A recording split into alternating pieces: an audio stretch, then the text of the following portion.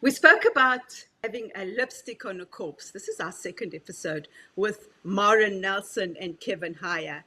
And we're going to go deeper into the whole corporate culture, substance use, but it goes much deeper than that. It's not just about the person who is great at sales, for example, or who's super successful but is hiding and lying within themselves and within the whole system.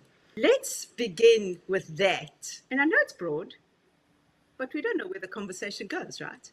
This is Carina, Break Free, Find Freedom, and I'm very happy to welcome back Marin Nelson and Kevin Hyer. Hello. How are you today? Morning. Well, good. Thanks for having us back. Thank you. And thank you for having the second conversation. We went into a whole lot of details in our first one, which we're not going back into that. I'll just have the link in the description box. I want to speak about how COVID made a big difference in the way we see things, just as a side note, and also how we can pretend within a corporate environment that there is change happening, but people are lying and hiding underneath all the so-called change. There's two questions there. Let's go into that so that we can just make like a skeleton and then go from there. Marin, what are your thoughts? I'll hopefully answer both. So ask me again if I missed something, but I think it's a really good call out about the impact of COVID, and the hiding in plain sight is very true. So when we look at the numbers, we know that 70% of the 48 million Americans who have substance use disorder are in the workplace. So that checks out to be about 10% of employees. And when we look at COVID did a number on our substance use disorder rates, our overdose rates, on our alcohol use. And so one of the stats that I saw recently, which is quite honestly scaring me, is that for women with children under the age of 5, and most of them are working moms, their alcohol consumption increased 323% during COVID. And 5 years later, they just finished a benchmark study to look at if those rates dropped and confirmed that they did not. So we have just reset our baseline of alcohol use at a much higher rate, which we now know is tied to cancer and early cancer, and dying at a faster clip from alcohol use disorder than ever before. And so the numbers are really scary. And so to your point around like hiding in the corporate culture, I think workplaces are starting to wake up to just how many of their employees are sick with untreated substance use disorder, because people have been able to hide at their working from home. And this isn't me saying I'm not a proponent for work from home, because we are a work from home company at Sobrinth. But as people return to the office, that's hard to hide once you're in the office, or harder to hide. And so I hope we're going to have more of an awakening to just how desperately our employees and our fellow colleagues need help with substance use disorder, who have been suffering before and definitely during COVID and after COVID. Gotta help people. And numbers are pretty scary. So yeah, really good call out on the impact of COVID and hiding in plain sight. And that hiding is harder when you're in an office. I love what you're saying, Marin. You're on mute. Oh, okay. I love what you're saying, Marin. I agree with that. Because what happened with COVID is we realized how bad it is. And obviously that has a big impact on the substance use disorder. How do we change that though? Because we talk about education, but what does education really mean? And how do we make people realize that they okay to stop lying to yourself and everyone around you? And it's also okay to realize that you're not in isolation, because we know that substance use isn't an isolated incident. It's not the person that's abused that's the problem. It's a whole systemic issue, right? It's the family, it's the culture, it's the corporation they're working in, and all those interlink. So how do we mitigate this? Well, why we have to do recovery-friendly workplaces, and why Sobrinth is such an advocate for creating recovery-friendly workplaces, because we have to meet people where they are, and where they are is in the workplace. And culturally, we have used alcohol, and there are other substances, of course, but culturally, we've used alcohol as a way to reward, incent, celebrate in the workplace. We're not talking about it in the workplace, even though that is where people are who are suffering. And that is where, to your point, the 2 and 3 families who are impacted are. And so the first step is to start talking about it, which is what we're doing here and what we hope to inspire in other workplaces, is a conversation and a destigmatizing of people who live with treated and recovered substance use disorder. Yes. And I'm one of them with 20 years of sobriety. That there's so much power in setting up a framework where executives and other leaders in any level, it doesn't actually matter what position you're in, but executives hold power by example, to name, I am someone in recovery, because we have to first change the perception of what does that look like and who is that person, and help people recognize it is your colleague, it is your boss, it is your, right? So many people think they're suffering alone when so many of us are impacted, whether directly ourselves or our family members. So it's why Soberant does what we do to bring this to the workplace, because we have to create a conversation and then clear care pathways when employees want help. Okay, back that. Kevin, what are your thoughts on that? Well, I agree completely with Marin. And have to promote recovery-friendly workplaces as much as possible. It's what I do at Hyer Calling Foundation, and obviously does with Soberant. Just to add to this, we've talked about isolation, but the stress of the pandemic. It came out of such a stressful period that with return to the office policies, it's all coming back into the front now. We're all seeing what we didn't see for 4 or 5 years. And I just think that the stress of the pandemic, the isolation of it, has forced this issue. I mean, it was already addiction was already a problem in America up until the pandemic. It just exacerbated what was already a crisis. And now that we're talking about it, like on this podcast, and there are other outlets discussing it, I feel like now is the time to really take the reins to this and say to people, look, it's okay to talk about having a substance use disorder. Many of us have recovered, like Marin and I have. There is hope, but we need to talk about it. And that's why I have such respect for the executives Marin referenced, who lead by example, who say, look, I can tell you the story about myself or my family. That's one of my biggest hopes for recovery-friendly workplaces, is to get leadership comfortable sharing their stories or that of a loved one. If the leadership doesn't buy into it, I think there's going to be only so much effect we can have in the workplace. Do you agree with that, Marin, that it's essential to get the top leadership on Do you board see with me this?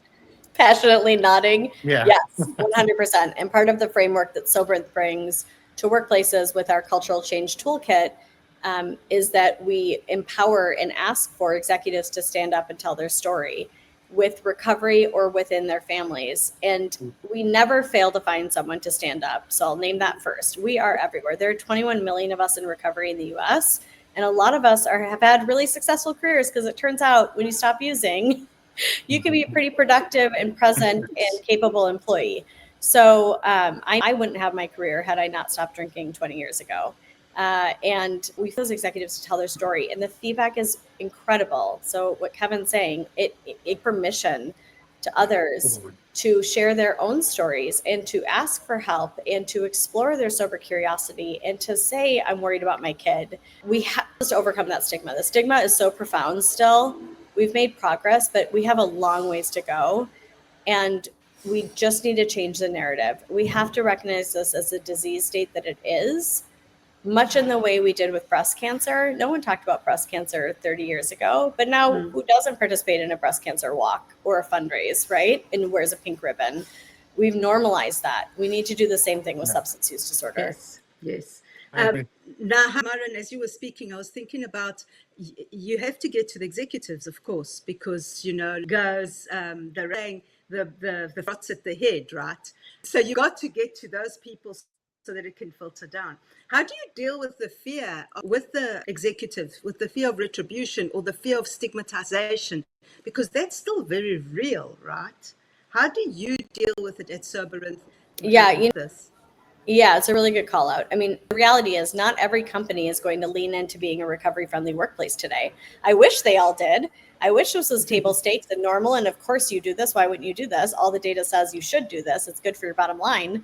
That is not the case, because the stigma is persistent. And there are a lot of people who have always been anonymous. And I do respect the individual choice to stay anonymous. I do think it's a deeply personal decision if you want to share your recovery.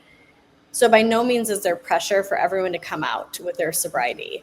However, if the leadership at the top is not willing to support this initiative, it will not work. It cannot be a bottom-up process. There's too much culture, to your point, set at the very top, including things like, are you sending wine at the holidays? Are you always doing a champagne toast when you kick off a new fiscal year? Or are you bringing choice and options into that? Are you asking people to opt in to what they want sent to their house, or to how they want to celebrate with their team? So those changes do have to be led very top. And I've seen companies that have tried to do recovery-friendly workplace, and then their CEO gets on stage and talks about it'd be so much better if we all had a mimosa in hand. And you're like, there is going to keep people in hiding who are in sobriety or who need sobriety, because now they feel like they have to do it as part of their job. It's unintentional harm. Oftentimes, I don't think it's even conscious, where we've just been trained to say certain things, but they carry real weight. So another part of what we do at Soberanth is people leader training and giving people leaders the words to say and not say. And what do you say to an employee you're concerned about, and how you direct them to Soberanth for care?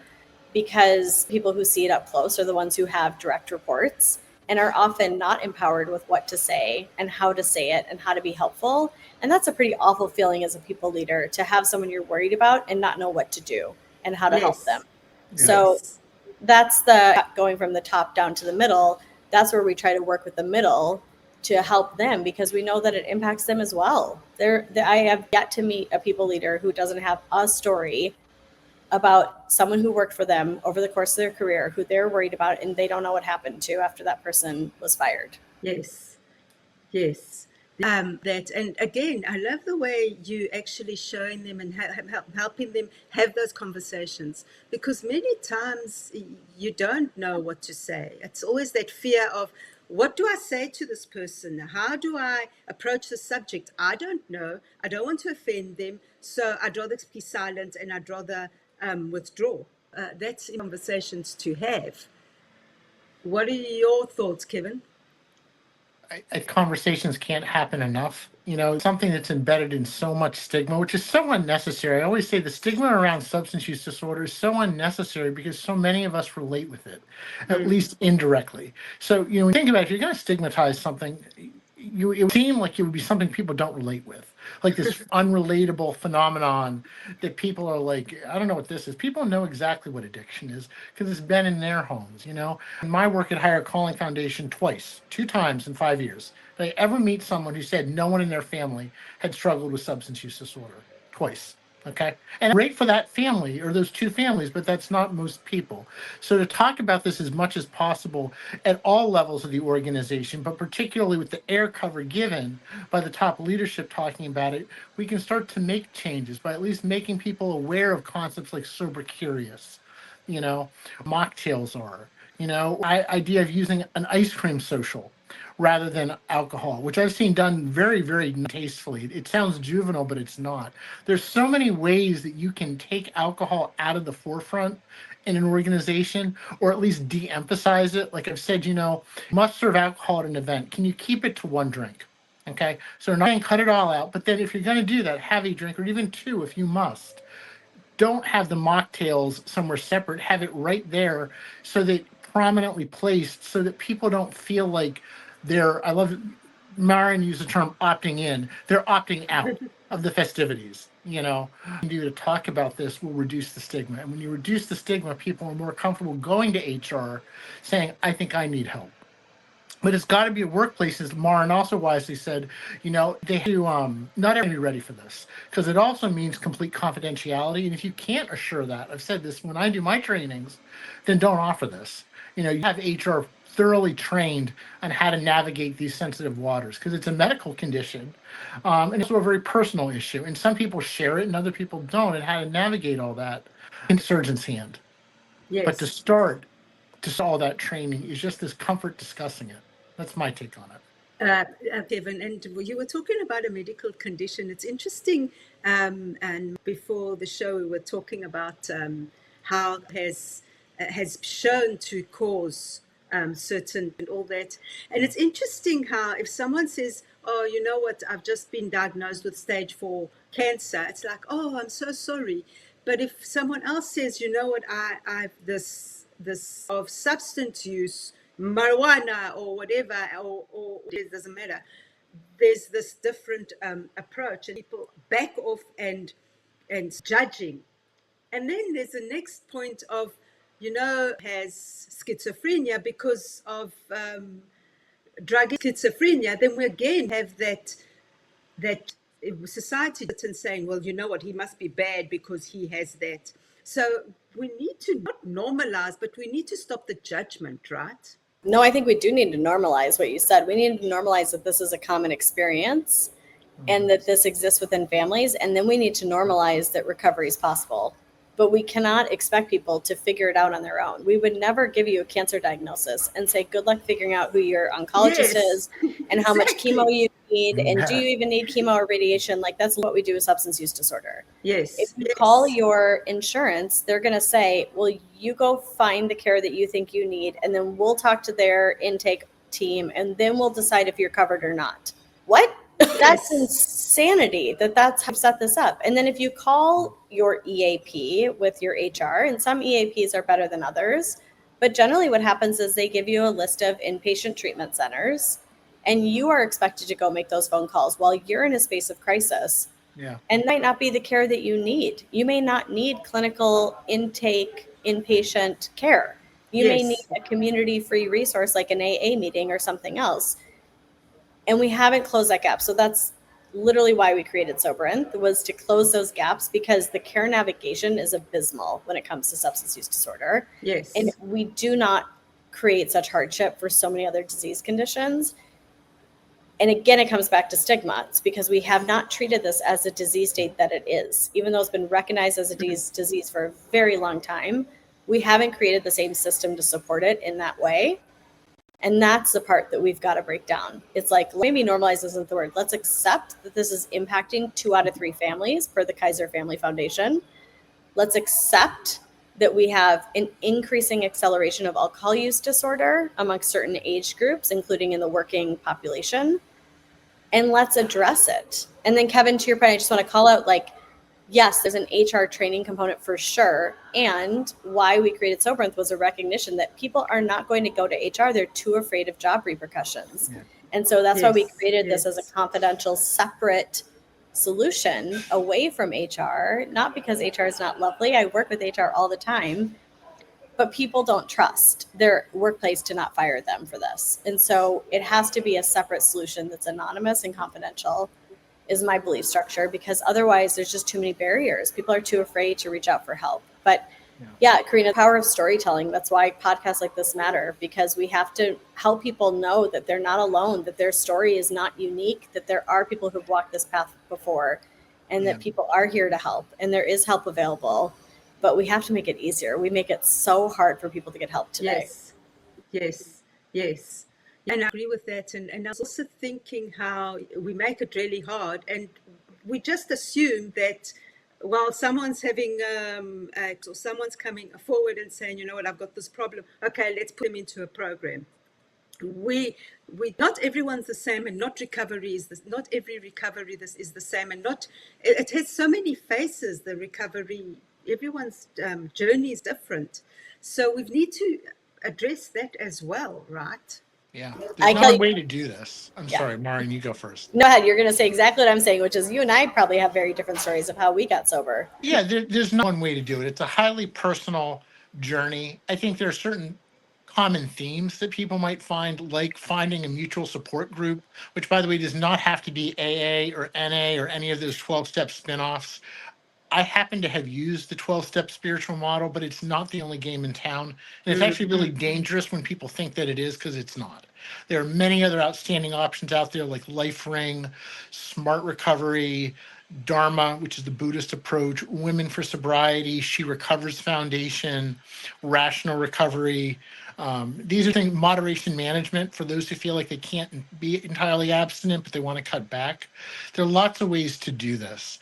And I think promoting these different options is the way to go in the workplace. You know, to people, look, you can come to us for help. We'll give you at EAP a therapist who can help you work through these things. I also think counseling is a great option for help people, whatever your space on the continuum is, to start looking at this, to have someone you can talk to who's trained on this one-on-one. And then there's group counseling that's also often used. So there's bottom line is there's not one way to recover from addiction, but it's got to be treated somehow. What do you think, Marin? Spot on. It's literally it's Soberinth. That's exactly right. The resources are wide and varied and vast, and yet go try to figure it out on your own, not being in the recovery model or even talking to someone who's in recovery. Guess what they're going to tell you? They're going to say how they did it. Yes, Yeah. Right? yes. And so I know for me, when I 20 years ago went to get assessed, I was told, and I don't remember if I shared the story last time we spoke, but I was for the first time I was honest. Okay. Every doctor's visit where they said, how much are you drinking? I 100% lied. It was like 3. I don't know. Let's say 3. That sounds like an appropriate number of drinks. So I went for an assessment and I finally told them exactly how many, which is, I don't know, I lose track after 8. Right. And their feedback to me was based on how they were trained. They didn't do anything wrong, but they said, based on what you've told us, we recommend inpatient care. And I said, there's no way. I'm 24. I just moved to New York. I just got this job. I'm not leaving my job to go to inpatient. And they said, well, okay, then you at minimum need to do outpatient. And I was like, nope, still not doing that. Give me another option. And they said, well, then you're going to drink. And I said, like hell, I watch me. And I marched my way to an AA meeting. And honestly, it probably kept me sober in those first few years because I was so stubborn. I was like, I was going to prove this unnamed, unknown person who we'll never see again that I can stay sober this way. But nowhere in that conversation was an ask of me of, what do you want to do? Yes. What do you feel like is right? It was patronizing to tell me you need to or else. And that I feel like we've got to let people have their own voice. So what Kevin was saying about if you're in a harm reduction place where you want to drink less, you don't want to quit entirely, that's awesome. We want to support you with that because all of it's good. All of that has benefit, right? But I think there's such a fear for people of like, if I my toes in these waters, am I now making a lifelong commitment to being sober the rest of my life? It's like, no, and find what works for you. Yes. For me, it's total abstinence. For you, it might be reduction. And both are great. And it can change at different times in your life. Yes. Yeah. Yes. You have to change that story as well because it's either or no, it's either nothing or everything. But it's like everything in our lives right now in the we're living in, okay? It's either or no, black or white. We don't realize that the middle part is probably the best place to be, right? But also explore different options. I love that. And I want to just reiterate what you were saying, Marin, about the patronizing things. How do a person decide for another one what's right for them? And it happens all the time. Even I was with stage 3, a few years ago. I mean, but when they I said to them, you know what? I'm not doing chemo. I'm not doing radiation. Sorry. Radiation, I'm doing it. I don't care. So either you give me an alternative or I'm walking out the door. So they came up with an alternative. And maybe what we also have to realize is that the medical profession doesn't know it all. The doctors don't know it all. You have to take responsibility for your life and decide, okay, I'm not this kind of behavior. This is what I want. And that's exactly what you did, Marin. So I love it. Yeah, and I know a lot of compassion for doctors who are not armed with information about substance use disorder. Yes. I just had breakfast this morning with a dear friend who runs the addiction practice for a major hospital in the Twin Cities. And she was count of 1 in her last place of any doctor, any training in substance use disorder. So you've got a condition that impacts 10% of the working population has an untreated substance use disorder. And doctors are not trained in how to help. They're not empowered with where to point a patient if that patient actually gets honest and says, I can't stop drinking. That's a failure in the system that we need to solve for, right? And it is also part of why we go to the workplace because we're like, well, maybe we can reach people earlier in their journey before they're in clinical crisis. That's the goal. Help people get off this train of substance use sooner and, empower the language and the support. And then we can be the navigation of resources. But I have not lost sight that we also need to help the medical community because I have enough friends who are doctors who want to be able to help and are not empowered or trained to do so. And that's something we need to help with as well. Yes, because they have so much within the society, because people trust them, right? Because they're doctors, they should know better. And a lot of times they're lacking, and it's not their fault. It's just that we, again, as society, hide behind, because I'm going to use addiction right now, okay? And then because addiction is a bad thing, substance use is a bad thing. And we've got to get over that labeling as well. Just that's labeling that and stigmatizing that, just, it's growth of anything.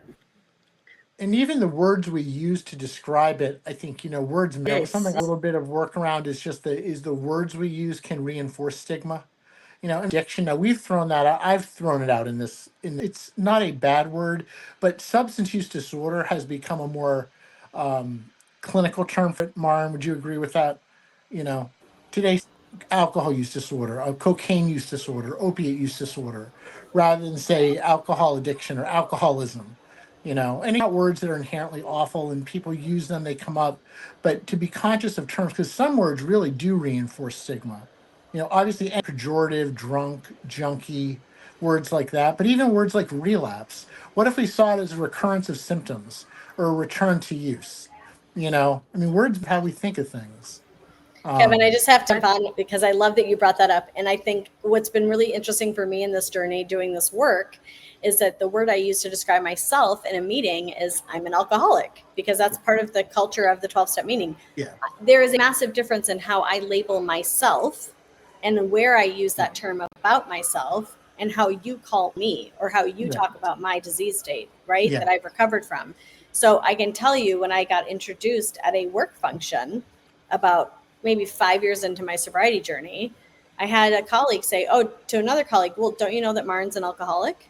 And I was like, aghast, like, I would be appalled. Yeah. And here he was thinking, no, you've turned alcoholic in recovery. So now I'm just telling someone else that you're an alcoholic. And it was like, that encapsulates, I can use that word to describe myself, but that's offensive when you use that word to them. Okay. So don't go around labeling people, they're an alcoholic. But yeah, you're right. It's a common cultural language that we use. Carina, I also just need to return to like your own advocacy and your journey.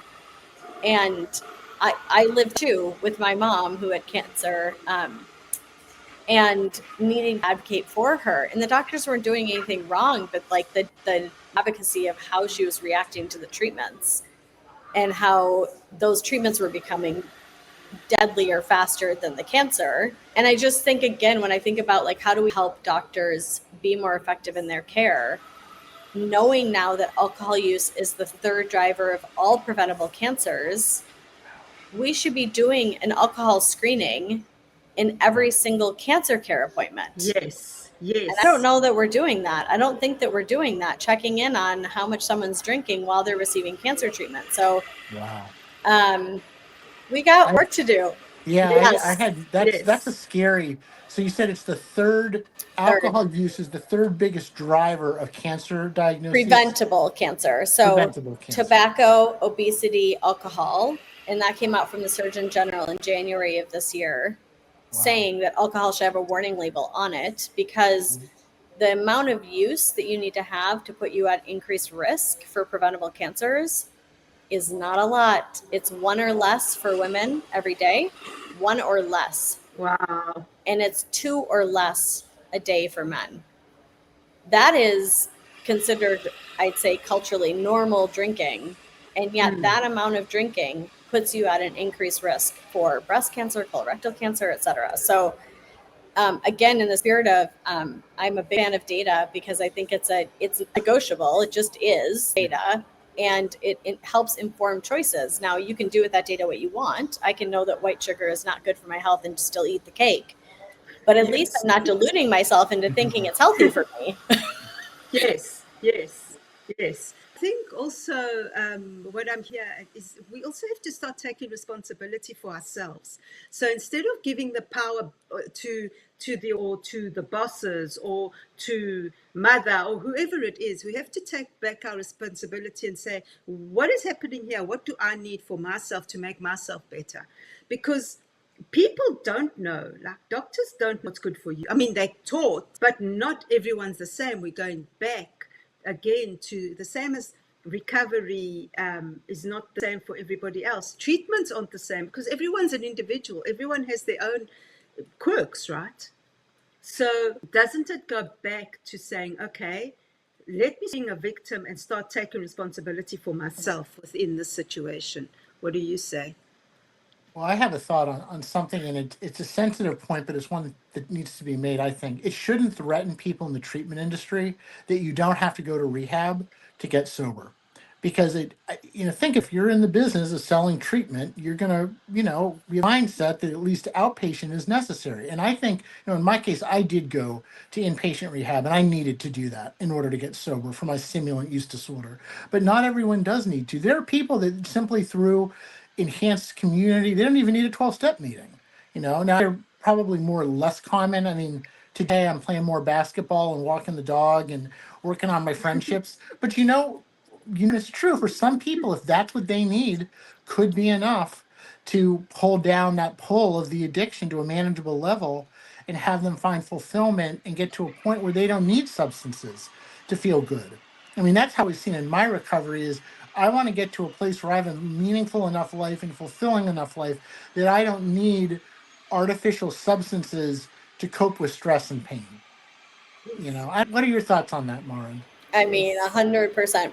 It's the business model is set up to be one where it benefits if more people are there. Yeah. Then into outcomes, because we don't have a value-based healthcare system yet. No, we don't. We've talked about it for about, 30 years, 20 years, but it's still not how we operate. Yeah, then we have wrong incentives. So even if I can really admire and appreciate the power of an inpatient treatment center and that is necessary for some people to stay sober, like you shared for yourself, that doesn't mean it's everyone's pathway. And so then the experience I had maybe would have been avoided had that person not been trained to approach someone like me in that way, right? Like, what could that look like if they would have said, okay, I hear you that you're not willing or interested in going to inpatient or outpatient, other pathways? Yes. Yeah, I agree. Yes. That's, again, that people need to understand that within the systems that they're operating in, right? That everyone has their own pathway. And it doesn't have to be 30 days. Because going back to the corporate environment, how many people can stay like you, Marin? You said, no, 30 days. What am I going to do? How can I just walk away from my job for 30 days? And how am I going to react? How's my boss going to react when I leave? And what am I going to find when I get back? So it's that right, I think is super critical. And this is, again, where recovery-friendly workplace is so important, because we need to make sure that when people return from care, they have a safe environment they're returning to. The stories I have heard of people leaving treatment, going right back to work and being expected to be at a happy hour to host a customer, and they drink, well, no wonder. You literally just threw them back into the fire. And they didn't feel safe and comfortable saying why they've been gone and what kind of care they were receiving, right? And so people aren't being set up for success, right? And that's just one example of many. So recovery-friendly workplace, to make it safe to talk about, I am sober and therefore going to this happy hour actually doesn't work for me. Empowering employees to opt out of things that are actually not part of their job, but people can feel like it is based on, again, culture and pressure from your leader or what you perceive to be your job. When I'm sober force at Salesforce, I had a ton of younger salespeople say to me, I had no idea I could be sober and be in sales. And seeing you have a successful sales career and being a sales leader and be sober shows me it's possible. It's the power of example is real. Like, we have to show people it's possible to have successful careers and not drink during that customer dinner or that event or that after work hang at the bar, right?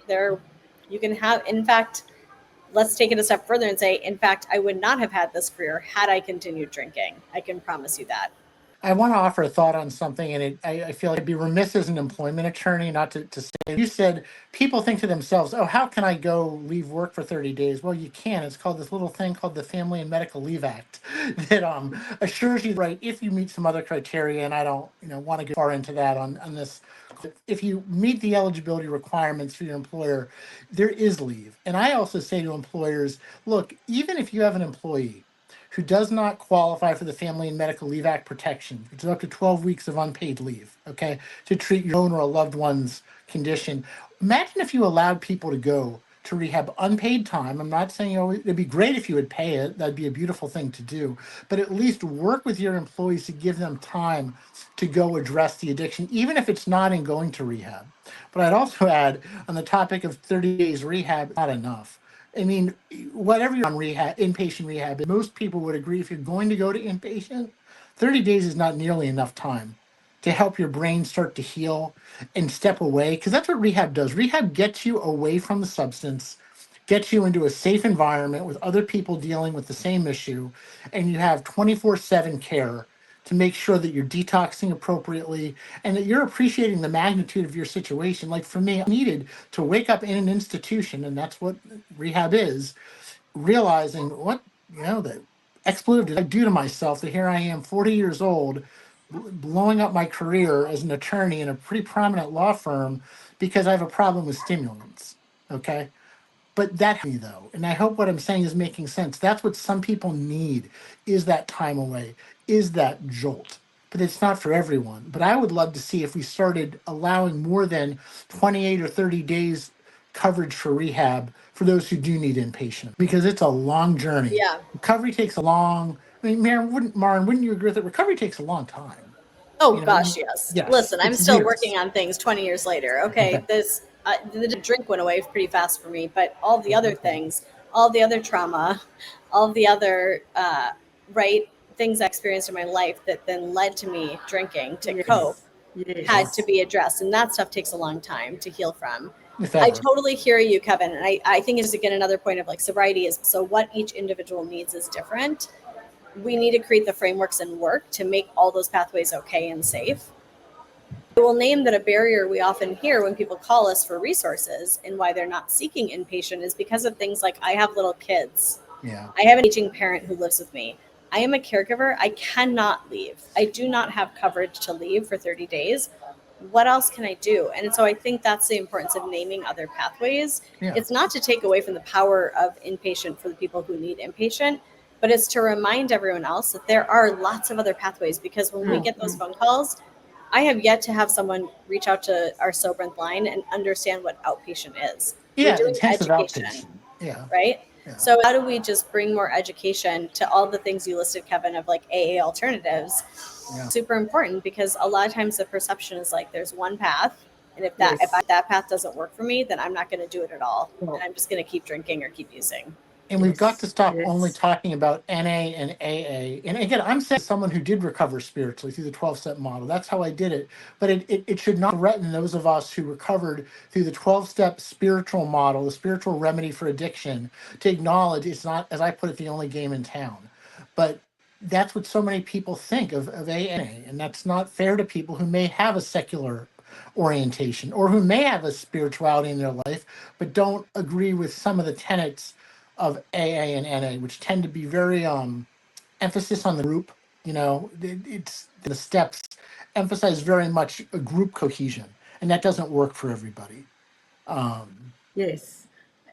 What I think important that we have to address as well is the support. So what needs the support. You can't say like Marin, we spoke about it earlier, where you said, okay, here's a lot of rehab centers, go and find one. When someone's in that situation, even to make a phone call is difficult. So we need that support to say, I'm here, someone here that will hold your hand. Let's do this together. Well, the family needs it too. We haven't even touched on how families benefit from recovery-friendly workplaces. Yes, well, of course. And then we have to realize that this isn't using in isolation. We've got to address they're using, but what's happening in the family? What's happening within the corporation? Perpetuating we don't look at that. You just take the situation, put him into rehab, or her into rehab, take them back and put them back into the situation, most of the time perpetuated the problem in the first place. So what are we doing? I mean, this is the power of creating community in the workplace, and why a part of our model with our culture change is that we lean into creating employee resource groups. Yes. because there's a lot of power in finding people like you and sharing your stories and lived examples. And also why part of our solution is that we are the care navigators and we are the coaches using certified peer recovery specialists, because what I've seen some companies do is like, oh, we'll create an ERG and then the employees can just do it for each other. They can coaches and the navigators for free. And Kevin, as an attorney, will know that's not a great move legally, nor is that fair to the employee whose job is not to be the peer coach, but is to actually just be the colleague, sharing their story and then pointing someone to the care. So yes, it's community in the workplace is significant and really matters. It's how we, again, how we normalize the stories, how we find each other, how we support each other. Because like that example I gave, the person getting out of treatment, going to a happy hour with a customer and drinking, what would that experience have looked like if that person had plugged into a sober ERG, had found a fellow colleague who was sober and further along in the journey and said, can I meet you? I'm going to this event and I'm feeling a little shaky. Can I with you tonight, or know that you're there? And I've done that for clients. Let's also remember this is also our clients. It's not just our employees, it's also the people we serve. Yes. So I've done it for clients who are newly sober, and I've done it for colleagues who are newly sober who are nervous about going to that conference or going to that meeting where alcohol is going to be served. And honestly, just having a buddy makes a huge difference in how you walk through that night. Yes. I'm sorry. We're all getting excited here. We love discussing this. I'm sorry, you were saying, well, I would just add that sense of community in the workplace can even include people outside the workplace when you do things like, for example, often said, imagine if employers, when they had job postings, often you'll see things that say like women, people of color, veterans, LGBT urged to apply. Imagine if you included in it people in recovery, especially encouraged to apply. And of course, you don't have to hire any particular person, or went to the alumni programs of inpatient and outpatient rehab settings, because outpatient's a form of rehab too, and offered open positions to these alumni coordinators.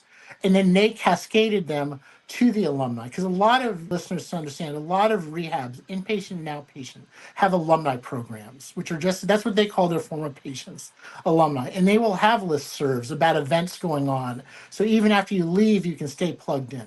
Imagine if you did that with job postings. There's ways that you can include the outside community. What if you sponsored an RCO, a recovery community organization, in your community?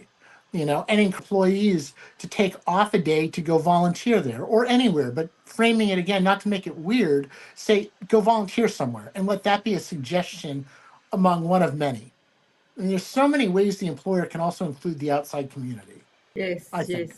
And again, Marin, also the community, both of you. Community is so important, because now we go back to COVID. What was one of the reasons that the substance use skyrocketed during the time was the isolation, right? And fear. And so that also has to be taken into consideration. Isolation is detrimental to our health on every level. Fear certainly drives the stigma. You referenced fear. Yes. I think that's what it drives a lot of the stigma is, could this be true in my home or my life or me? This makes people take a long look in the mirror sometimes. Yes. And that can be uncomfortable. It's very uncomfortable. And like if we don't away, it doesn't exist, right? That's well, what it exists, but we're not seeing it. Yeah. We're saying, like, if I look at it and I look away, then I can't see it. So for me, it doesn't exist. But it's there. And we need to stop looking away and stop fearing what we don't understand, and start finding the freedom to change that on so many levels. Your thoughts, Marin? Well, I think the isolation and fear 100% contributed to an explosion of use. I also think the guardrails people had used to manage their substance use disorder now got removed, because now they weren't at an office from 9 to 5. So that time to use their substance of choice just became open. And on top of it, how many companies were doing virtual wine tastings and virtual whiskey tastings?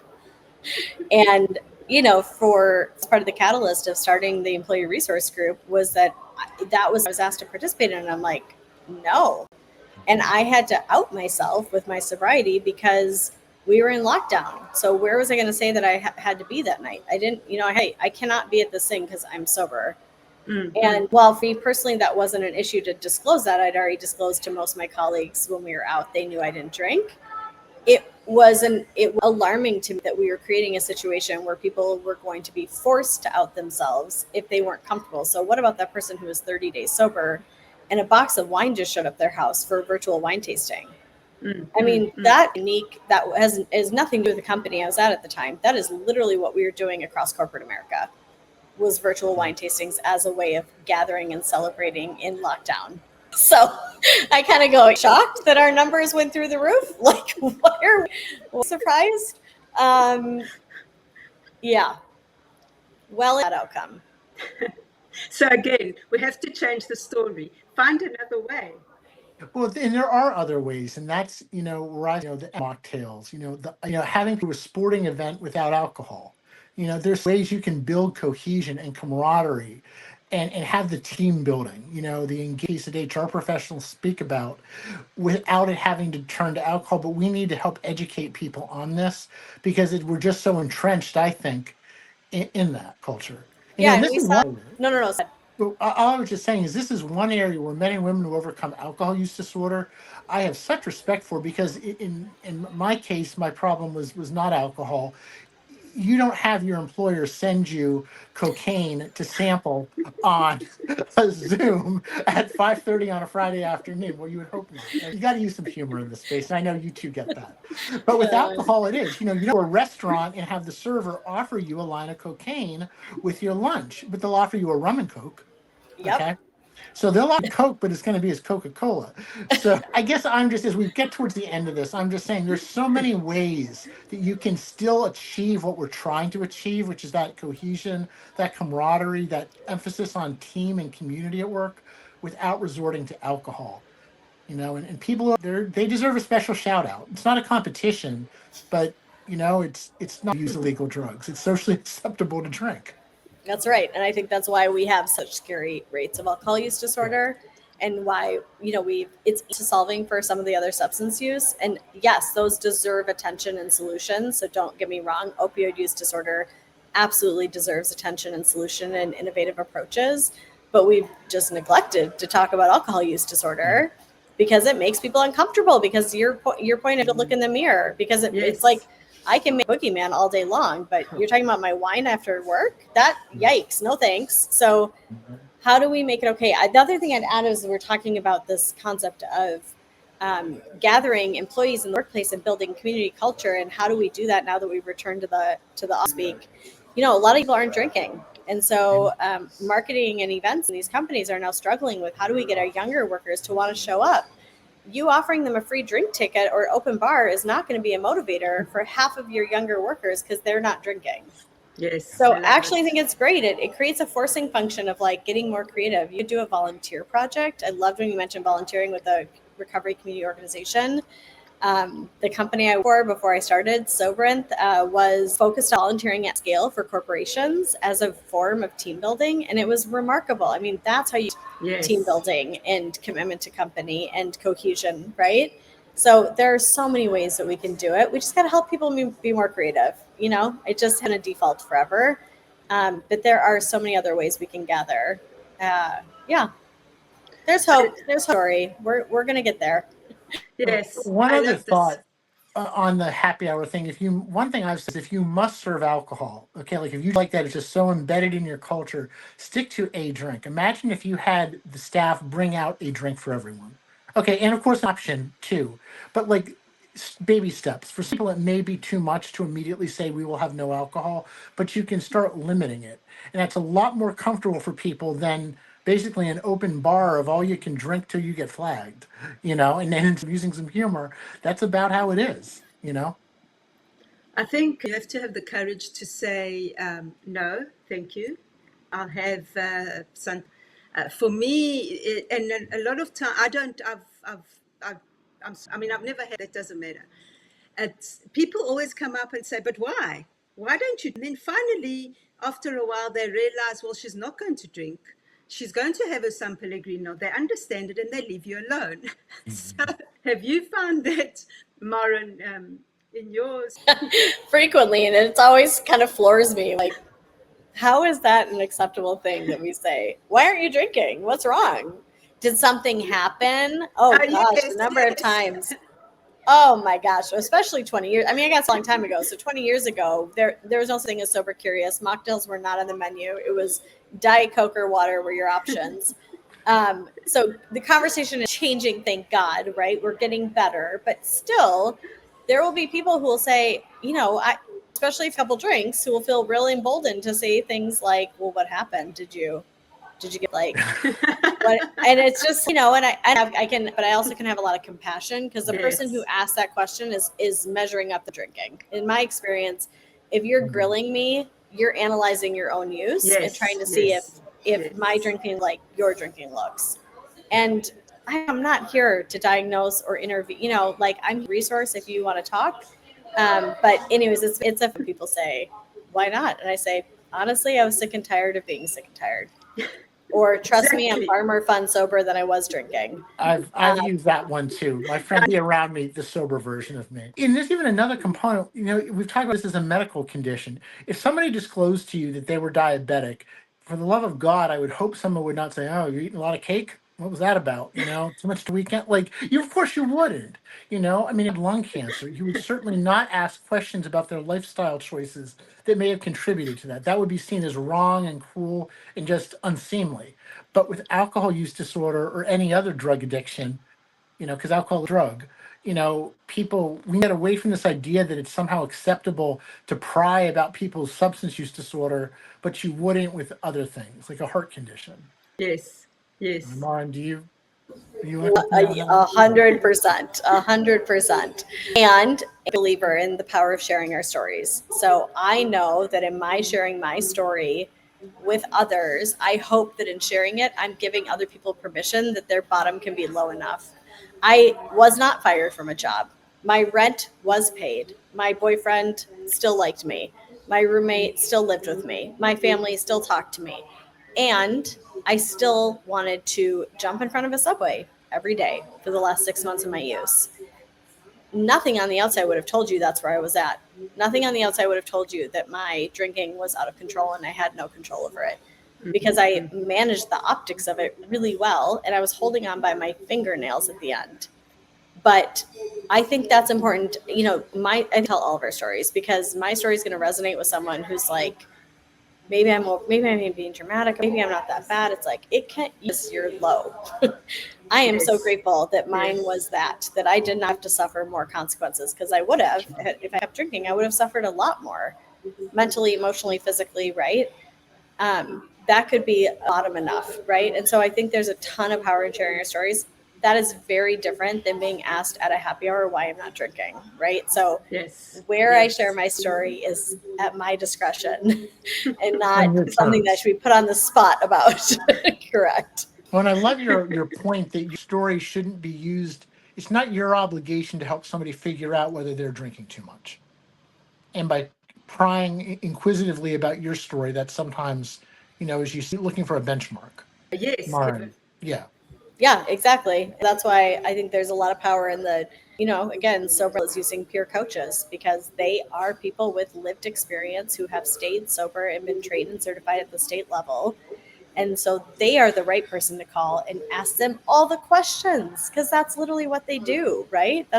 And I'm also a peer recovery coach. So when that hat's on, that's a very different conversation than you and me as colleagues at an event together, right? And so yes, yes. again, in the spirit of how do we just arm employees and their families, because we haven't talked a lot about the families, but I know we're at time, the families on knowing where to go when they have those questions, knowing that there is supportive resources available to them to safely and anonymously and confidentially have those conversations is critical. Because when people ask those questions at the event, why aren't you drinking?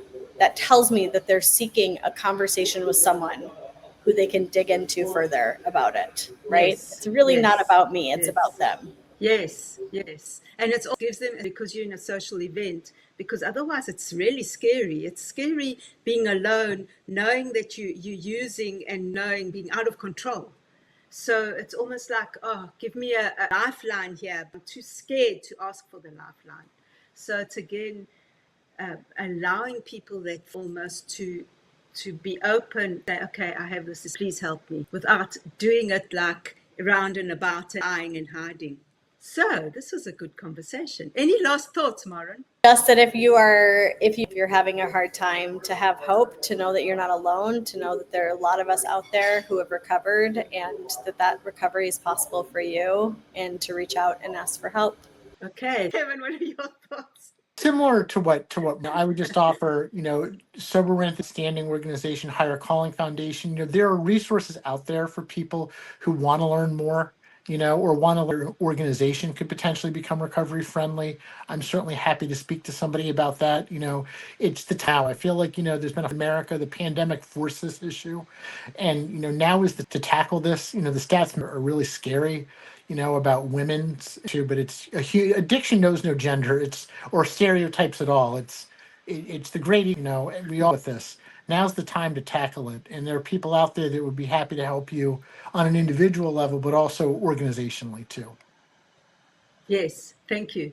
A big thing here is that to realize that you're not alone. Don't hide and don't lie to yourself. I mean, I'm not what to do. That sounded like I'm preaching here. But what I'm trying to say is that you don't have to hide. You don't have to lie to yourself that you're not alone. There is help out there. Just reach out. Thank you. Thank you, Marin. It's been awesome. Thank you for this conversation.